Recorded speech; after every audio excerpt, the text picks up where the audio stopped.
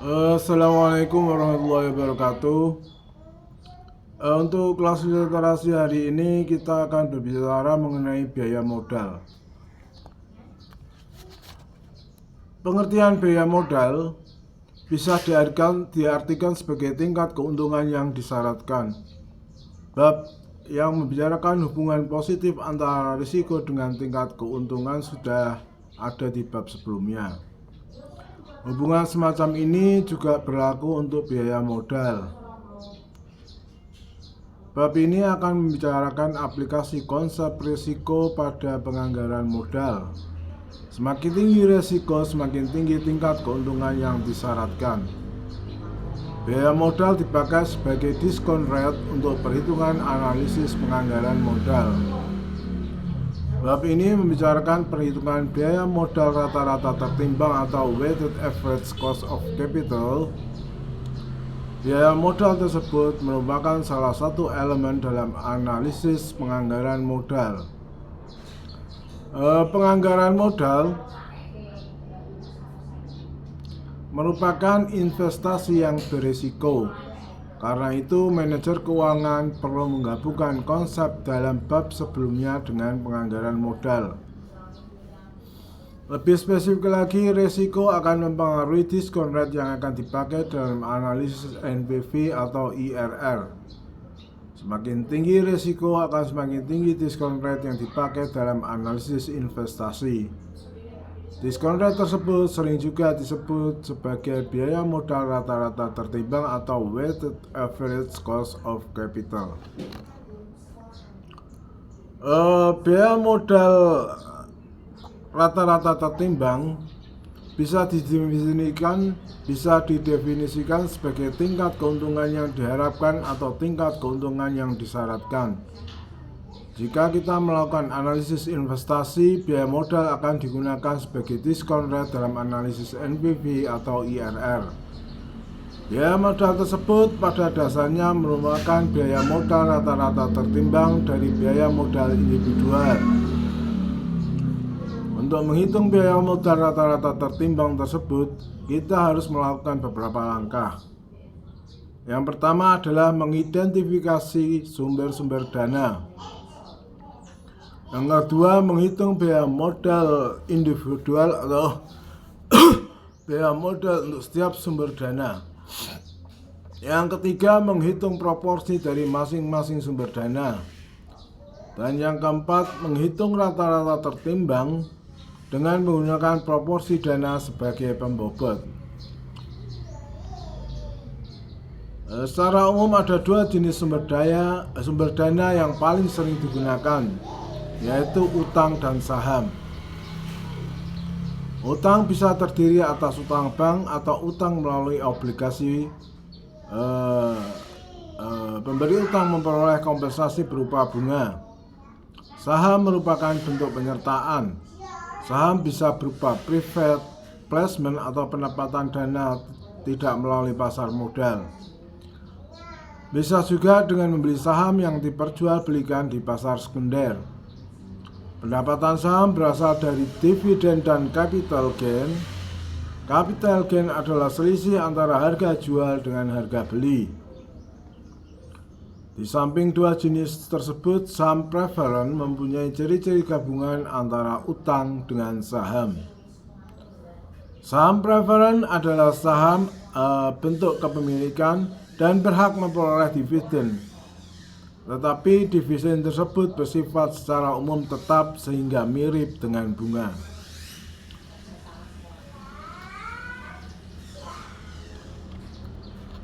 Menghitung biaya modal individual. Yang pertama, biaya modal utang. Biaya modal utang merupakan tingkat keuntungan yang disyaratkan yang berkaitan dengan penggunaan utang. Karena bunga bisa dipakai sebagai pengurang pajak. Biaya modal utang dihitung net pajak. Misal perusahaan menggunakan utang untuk mendanai suatu proyek dengan bunga sebesar 20%, tingkat pajak adalah 30%. Perusahaan tersebut dengan demikian mempunyai biaya modal utang sebesar 20%. yaitu dari 1 sampai 0,3. 1 minus 0,3 sama dengan 14%. Dalam pengertian modal utang sebesar 12% kali 1 minus 0,3 sehingga mendapatkan hasil atau jumlah 14%. Di samping kupon bunga, ada biaya lain yang harus dibayarkan oleh perusahaan. Misalkan suatu perusahaan menerbitkan obligasi dengan kupon bunga 20%, nilai nominalnya adalah 1 juta selama 10 tahun. Biaya emisi obligasi dan lainnya adalah 50.000 per lembar obligasi. Berapa biaya modal utang yang dibayarkan perusahaan tersebut? Aliran kas yang berkaitan dengan emisi obligasi tersebut bisa digambarkan sebagai berikut. Jumlah 950.000 sama dengan 200.000 per 1 plus KD pangkat 1 kali 200.000 per 1 plus KD pangkat 2 plus titik plus 200.000 per 1 plus KD pangkat 10 kali 1 juta per 1 plus KD pangkat 10. Kas masuk bersih yang diterima perusahaan adalah 1 juta minus 50.000 sama dengan 950.000. Biaya modal utang atau KD sebelum pajak adalah dengan menggunakan teknik perhitungan IRR, yaitu 21%. Perhatikan bahwa KD yang merupakan tingkat bunga efektif lebih tinggi sedikit dibandingkan dengan tingkat bunga nominasi. Bunga bisa dipakai sebagai pengurang pajak, karena itu faktor pajak bisa dimasukkan agar diperoleh biaya modal utang net pajak. Biaya modal utang net pajak dengan tingkat pajak 40% dihitung sebagai KD pangkat bintang sama dengan KD kali 1 minus T tutup kurung. Untuk contoh di atas, KD pangkat bintang adalah KD pangkat bintang sama dengan 21% kali 1 minus 0,4 sama dengan 12,6%. Utang dagang dan aktual tidak dimasukkan ke dalam perhitungan biaya modal. Alasannya adalah karena untuk analisis penganggaran modal, utang dagang dan sejenisnya dikurangkan dari aset lancar. Kemudian kita akan menghitung modal kerja bersih, aset lancar dikurangi utang dagang dan akrual. Investasi modal kerja masuk dalam perhitungan kas dalam penganggaran modal, bukannya dalam perhitungan biaya hutang. Untuk utang jangka pendek yang mempunyai tingkat bunga yang eksplisit, kita akan menghitung biaya utangnya. Contoh utang semacam itu adalah commercial paper atau utang bank jangka pendek. Yang kedua adalah biaya modal saham preferen. Saham preferen mempunyai karakteristik gabungan antara utang dengan saham, karena merupakan bentuk kepemilikan atau saham, tetapi dividen yang dibayarkan mirip dengan bunga karena bersifat tetap. Jadi dividen mirip pada umumnya mirip dengan bunga karena bersifat tetap. Perhitungan biaya modal saham preferen mudah dilakukan, sama seperti perhitungan biaya utang. Parameter yang akan diestimasi relatif jelas. Biaya saham preferen atau KPS adalah KPS sama dengan DPS per P, di mana KPS adalah biaya saham preferen, DPS merupakan dividen saham preferen, dan P adalah harga saham preferen. Misal perusahaan menjual saham preferen, kas masuk yang diterima adalah 1 juta per lembar, dividen saham preferen adalah Rp250 per lembar. Biaya modal saham preferen dihitung KPS sampai dengan 250 per 1000 kali, sama dengan 25%. Karena dividen termasuk untuk saham preferen tidak mengurangi pajak, maka net pajak tidak dihitung untuk biaya modal saham preferen. Angka 25% yang lebih tinggi dibandingkan dengan biaya utang dalam kurun 20% dan 12,6% untuk net pajak mencerminkan hal tersebut di samping resiko saham preferen yang lebih tinggi dibandingkan dengan resiko utang dari sisi investor. Yang ketiga, biaya modal saham biasa.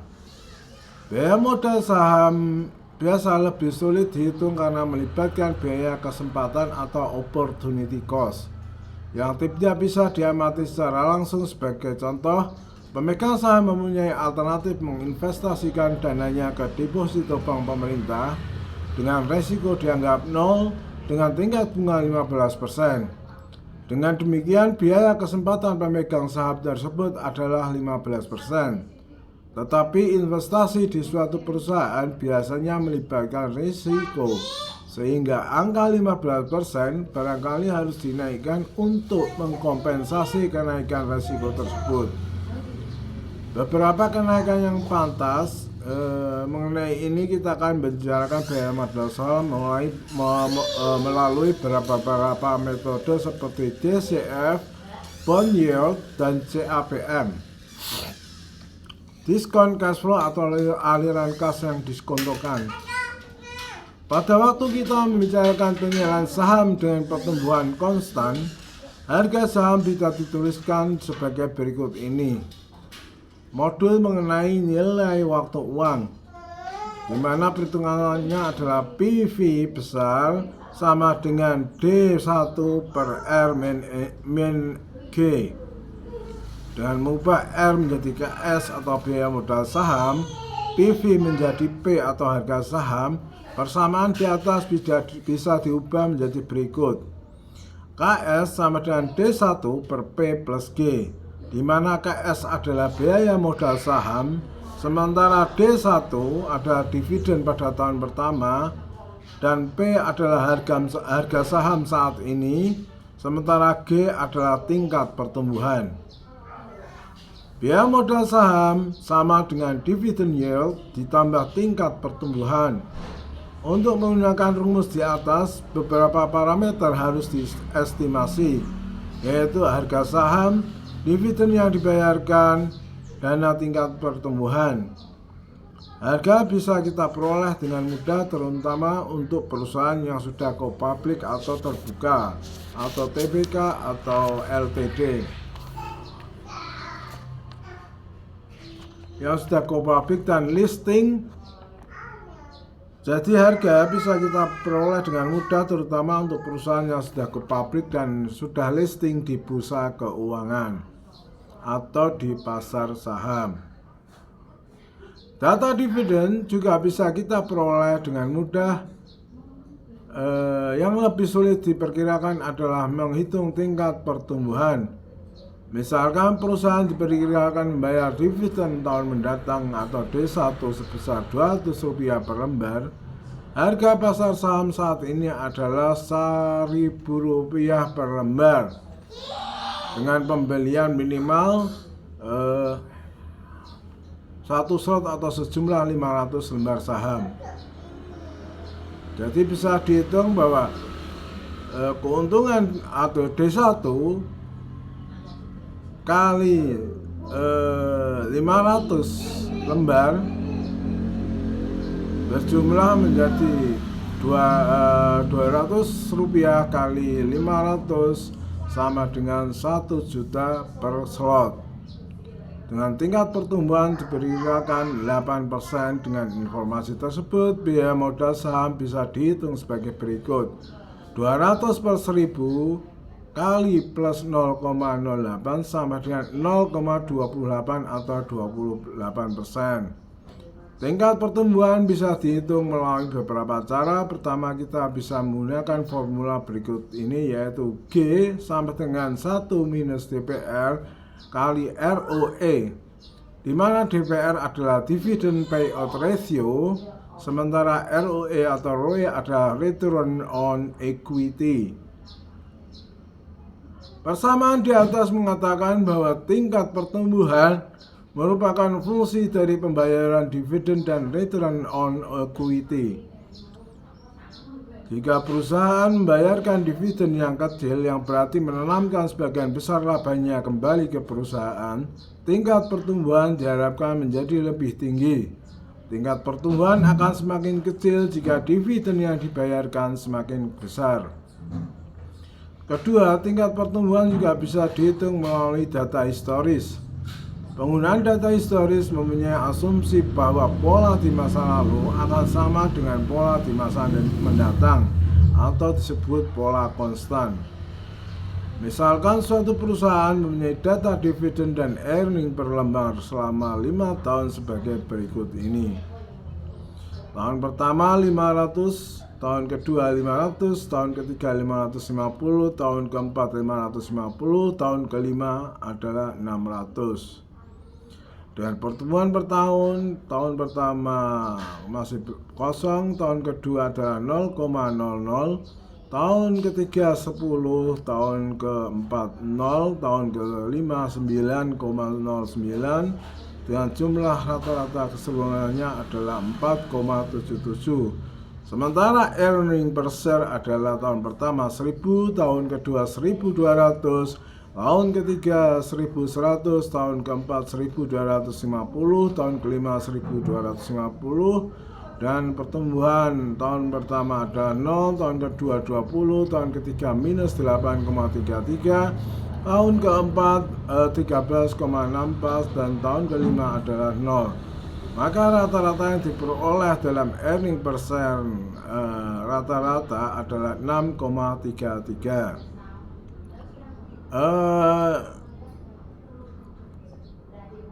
Pertumbuhan dividen bisa dihitung melalui dua cara, yaitu satu pertumbuhan aritmetika dan yang kedua adalah pertumbuhan geometris. Satu, dengan pertumbuhan aritmetika, tingkat pertumbuhan setiap tahun bisa dihitung sebagai DT plus 1 min DT dalam kurung garis miring DT tutup kurung kali 100% untuk setiap tahun, tahun kedua, tahun ketiga, tahun keempat, dan tahun kelima. Tingkat pertumbuhan adalah 0,10, 0, dan 9,091%.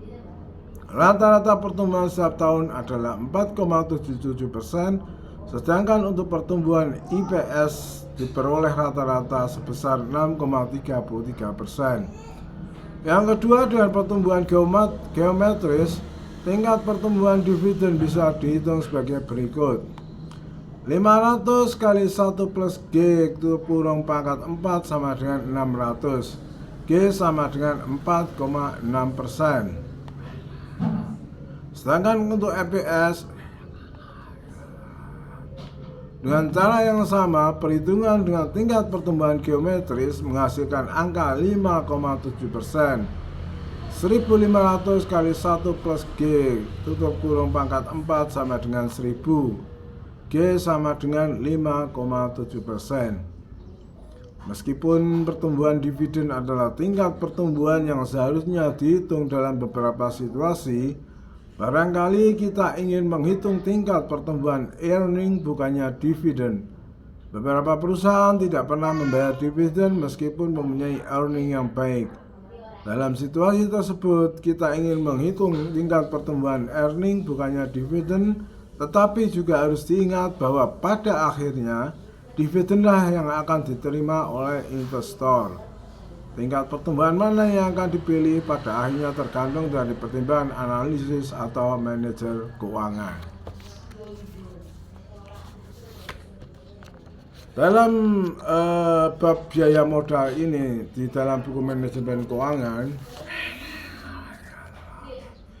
kita melihat ada berapa identifikasi sumber-sumber dana, terus penghitungan biaya modal individual yang diwujudkan dalam bentuk saham, baik itu saham preferen atau saham biasa. Jadi jenis saham ada dua, yaitu saham preferen atau saham kepemilikan, sementara yang kedua adalah saham biasa atau saham yang dapat dipilih oleh seseorang. tapi tidak mempunyai nilai kepemilikan terhadap perusahaan yang dibeli oleh sahamnya.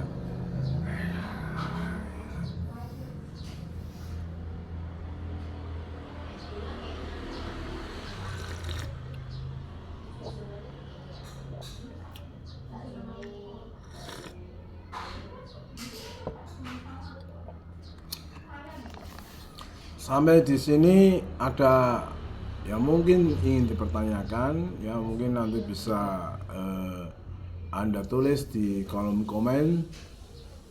Sementara untuk perkuliahan kelas literasi mengenai manajemen keuangan dalam